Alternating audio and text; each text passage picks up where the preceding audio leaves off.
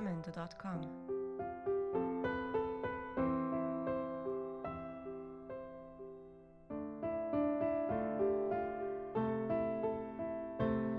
jamendo.com аз вақти кӯдакӣ Силвестр Сталлоне хуб медонист ки кӣ шудан мехоҳад. Ошиқ шудан ба одамон танҳо орзу набуд. мехост ба мардум наздик бошад ва онҳоро рӯҳбаланд кунад. роҳи ӯ ба сӯи орзу пур аз дарду азоб, аммо ба умед буд. шояд аз ин ҷост ки аксари филмҳои ӯ ба вазъияти душвортарин илҳом мебахшанд ва нишон медиҳанд ки ҳар кас метавонад дар роҳи худ мушкилоти зиндагиро паси сар кунад. ин саргузашти мардест ки ҳама мегуфт ин набояд актёр шавад, аммо ба ҳама чиз нигоҳ накарда тақдири худро ба дасти худ навиштааст. яъне дар рӯ ба рӯи зиндагӣ истоду гуфт: ман бояд гирам чизе ки мехоҳам аз зиндагӣ. боварӣ дорӣ ки ин бача ба ту менигарад? бале, ин рақиби асосии туст. ҳар вақте ки ба ринг мебароӣ, ба муқобили ӯ мебароӣ. ман инро дар бокс бовар дорам ва дар зиндагӣ бовар дорам. фаҳмост ба ту? ман бояд беному нишон мемондам. зиндагӣ ҳатто ҳангоми таваллуд ба ман захмҳо зад. нисфи рӯямро фалаҷ кард. муаллимон маро беақлу заиф меҳисобиданд ва модари ман дар кӯдакӣ ба ман нуқта гузошт, яъне аз ман рӯй гардонд. дар тӯли 7 соли дарози гуруснагӣ агентҳо ва продюсерҳо мегуфтанд ки ман бояд актёриро тарк кунам ва баъд сценарионависиро партоям.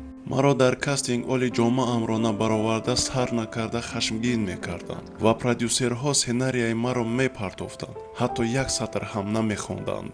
ман ҳатто тани луч дар филм рол бозидам. вақте ки гурусна ҳастед, шумо бисёр корҳоеро мекунед ки одатан иҷро намекардед. он вақт ман чизе барои хӯрдан надоштам. маро аз хона пеш карданд ва ман 4 шабро пай дар истгоҳҳои автобус гузаронидам. ман ноумед будам. ба ҳар ҳол ман маҷбур шудам дар филм белибос тани луч ба навор гирам ё ягон касро ғорат кунам. ва 2 рӯз пеш аз наворбардории ман $200 гирифтам ки дигар дар истгоҳҳо хоб накунам. вақти он аст ки худат аз уҳдаи зиндагӣ бароӣ.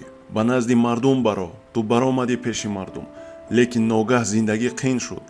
худ буданро бас кун ва ту ба дигарон иҷозат медиҳӣ ки ангушти худро ба сӯи ту нишон дода гӯяд ки ту аз уҳдаи ягон чиз намебароӣ. вақти қин шуд зиндагӣ, ту гунаҳгор одамонам мекунӣ.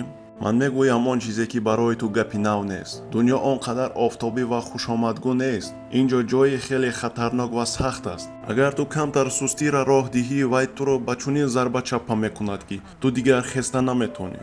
на ту, на ман, на касе дигар ба мисли зиндагӣ чунон сахт зарба намезанад. муҳим нест ки чӣ гуна зарба мезанӣ, аммо муҳим он аст ки тоқати зарбаро дорӣ ва чӣ гуна қадам ба пеш мемонӣ дар зиндагӣ. албатта ту метавонӣ пеш рафта. агар тарсро дар дили худ хомӯш кунем, фақат ҳамин хел бурд мекунем дар зиндагӣ. агар бидонӣ ки ту ба чӣ арзиш дорӣ, равгир, он аз они туст. аммо барои тоқати зарбаҳои зиндагӣ тайёр бош ва гирья накун. нагӯ ки ман натонистам дар зиндагӣ ягон чиз ба даст орам. айби ин буд, айби он буд, айби дигаро буд. фақат ин хел номардҳо мекунанд. ту номард нестӣ ва набояд номард бошӣ. ман ҳатто сагамро фурӯхтам, барое ки барои сер кардани саг надоштам ҳеҷ чиз. ман аксар вақт дар хоначаи худ менишастам. вай хеле хурд буд ки метавонистам тирезаро кушода ба як дастам, ба дасти дигарам дарро пӯшам. дар болои кати хобам нишаста, аммо дар ин хона чизе набуд ки маро парешон кунад. ман одатан дар болои кати хобам менишастам ва баъд ба кӯча баромада дар дафтарчам ба навиштани ҳикояҳо шурӯъ мекардам. аксарияти ҳикояҳо як чизи маълумӣ буданд, аммо ин чизи махсусе буд. навистан дар бораи орзуҳои худ ки амал нашуда буданд он вақт. ҳама чиз дар орзуҳост. орзу кардан барои ҳама дастрас аст, аммо аз ҳама мушкилаш пайравӣ ба орзуҳои худ аст.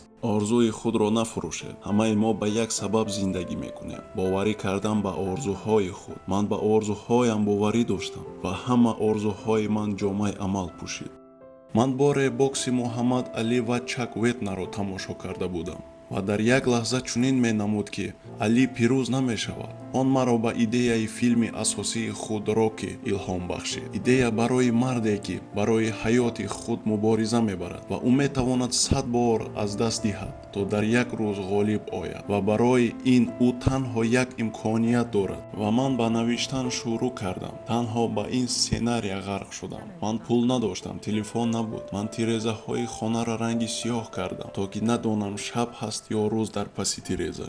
Вақте ки ман сценарияи Роккиро овардам, ба онҳо хеле писанд омад. Ягона чизе ки ба онҳо писанд набуд ин ки ман дар нақши асосӣ ҳастам. Ман онҳоро барои ин айбдор карда наметавонам, зеро ман як актёри беҳунар будам, аммо чизе аз даруни ман чунин такрор мекард ки ту ин хел имкониятро дигар намебинӣ. Ман инро барои пул ва бой шудан нахостам. Ман намедонистам ки чӣ қадар аз даст медиҳам. Аввал ба ман 25 000, пас 100 000 доллар пешниҳод кардам ва ман ба худам гуфтам ки худоё, ман ин қадар пулро надидам ва нашунидаам дар он вақт. Ман 100 доллар доштам, аммо ин аслан муҳим набуд. Ман фақат мехостам дар ин рол худам бозӣ кунам. Аммо пас маблағе то 250 000 300 000 доллар шуд. Барои ҳаёт фикр кардам, ба ман ин қадар пул дар кор нест. Ман ба зиндагии шоҳона одат надоштам ва ин ки ҳатто бо чунин пул дар даст, ман зиндагии хуб ба даст намеовардам. Аз даруни ҷони ман садое баромад ки агар ин сценарияро фурӯшам, филм дар дунё беҳтарин мешавад ва ман ором нахоҳам зиндагӣ кард. Ва ин яке аз он лаҳзаҳоест ки дар ту бояд риск кунӣ.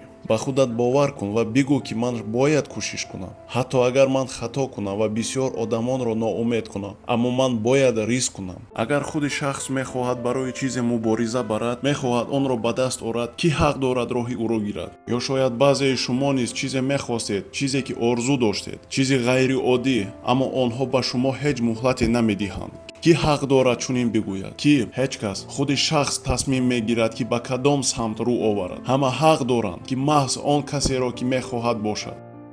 ва дар ниҳоят онҳо розӣ шуданд ки нақши асосиро ба ман супоранд. Аммо буҷети филмро кам кардам. Ман тақрибан бадтарин дар роли Рокки будам. На ин ки дигарон бовар намекарданд. Ман худам ҳам боварӣ надоштам ки аз уҳдаи ин рол мебароям. Ҳама ангуштони худро ба сӯи ман нишон медоданд ва онҳо мегуфтанд ки и бача кист бо даҳони кач.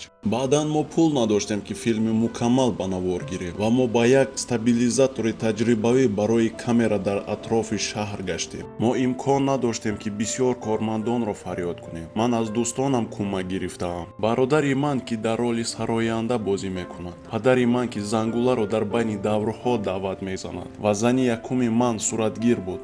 Аксар вақт мо танҳо як бор сабт мегирифтем ки барои иштибоҳ ҷой надошт ва дар ниҳоят филм ба анҷом расид. Ман ба филм эътимоди комил надоштам. Ман намедонистам ки сюжет кор мекунад ё не ва он гоҳ Рокки пештар нишон дода шуда буд. Ин озмоиш буд. Ба онҷо тақрибан 900 нафар даъват шуда буданд. Дар толор филм нишон медоданд. Ханда баланд мешуд. Мубориза чандон хуб ба назар намерасид. Ҳангоме ки ҳама толорро тарк мекарданд, ман бо модарам онҷо нишастам. бовар карда наметавонистам ки тамошобинон бепарво буданд. Ман дар онҷо нишаста будам. Аз ҳар чизе ки рӯй дод таҳқиромез ва ғамгин будам. Ман фикр мекардам ки маро ба ҳалокат расонидаанд. Аммо вақте ки мо толорро тарк кардем ва ба зинаҳо мефаромадем, ама 900 нафар дар онҷо истода буданд ва ба чапакзанӣ шурӯъ карданд, ки дар ҳақиқат чапакзанӣ мекунанд. Ман ҳайрон шудам ки гӯё ашк мерезам. Ман ба модарам нигоҳ кардам ва гуфтам, ту то ҳол ба ман бовар намекардӣ. Ман ин лаҳзаро ҳеҷ гоҳ фаромӯш намекунам.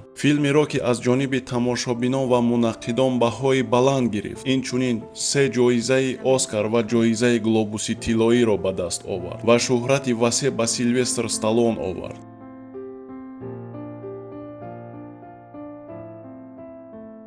Jamendo.com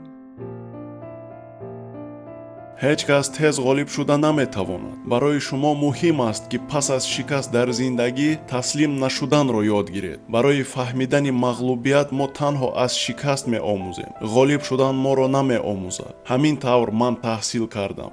худоро шукр ки ман дар Ню-Йорк ноком шудам ва аз ин рӯ навиштанро сар кардам, ки маро ба муваффақият бурд. орзуҳои худро нафурӯшед. ҳамаи мо бо як сабаб зиндагӣ мекунем. ба хотири бовар кардан ба орзу. ман ба орзуҳом боварӣ доштам ва ҳама орзуҳои ман ҷомаи амал пӯшид. ман ҳаракат кардам ва ба мақсадам расидам ва ҳар яки шумо ҳам мерасед ба орзуҳоятон агар ҳаракат кунед дар зиндагӣ. Силвестр Сталлоне.